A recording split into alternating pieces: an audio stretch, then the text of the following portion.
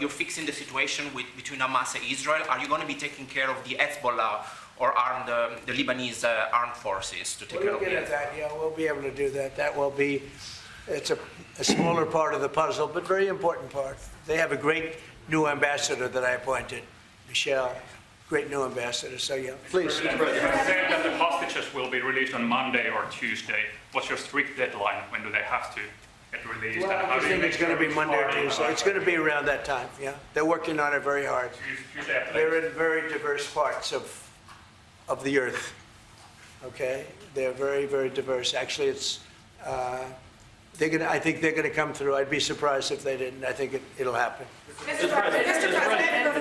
Thank you, sir.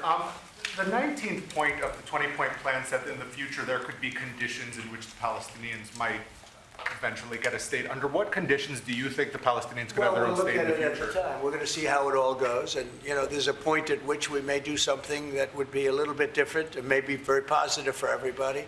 But we'll be looking at that at the time. Mr. President. I think we'll get to that. I think we'll get to that period too.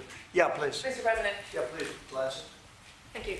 Mr. President, the United States has previously said that that Europe would have to take more responsibility for its own security. Are you or the U.S. planning to withdraw some of the U.S. forces from the European soil? No, but we may move some around a little bit. I'd ask you that question, Pete. Go ahead. I think that's right, Mr. President. We're very much heartened by your leadership to get NATO to rise up to 5%, which means they can take primary responsibility for defense of the continent. But that doesn't mean America is abandoning NATO in Europe. But we could look at where our troops are postured, what makes the most sense for America and our NATO allies. We have a lot of troops in Europe, as you know, a lot. And we can move them around a little bit. But no, basically we'll be pretty much set. Go ahead, what's the second? My second question would be, are you planning to impose more sanctions on Russia at this point? I might, yeah, I might. Mr. President, your 20-point plan says we will encourage people to stay. Can you confirm that as Gaza is rebuilt, that no one will be forced to leave? Yeah, nobody's going to be forced to leave. No, it's just the opposite. This is a great plan. This is a great peace plan. This is a plan that was supported by everybody. I mean, as I said, they're dancing in the streets of many, many countries right now. It's amazing. I've never seen anything like it. No, we're not looking to do that at all. And also, Mr. President, how soon do you think that we can see a full withdrawal? Mr. President, can you cut through the politics on the shutdown? We had another failed vote today. Can you speak to our viewers from Orlando to Sacramento? What's your message to some of these families tonight facing missed paychecks, potential layoffs, and missed benefits due to the shutdown? Yeah, I blame the Democrats. They ought to call their local Democrat representative, whether it's a senator or a congressman, and it's their fault. I mean, they admit it, it's their fault. They campaigned on the fact that they'd never shut down the country, but they want to shut it down.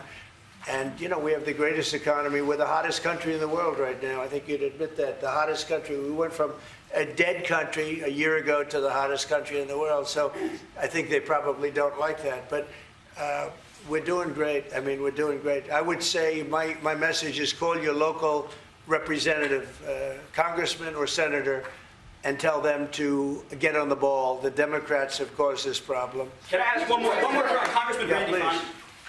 Thank you, Mr. President. Where are you from? I'm from Finland. It's so nice. Uh-oh, here we go. Here we go with a killer question. I would like to circle back to the icebreaker deal. So Finland and the US are strengthening their economic partnership through the deal. Okay, we'll leave it there because we've got a bit to get to, and our producers will keep an ear on that to see if anything else comes from these questions that are being asked right now of the President, who's there alongside the President of Finland.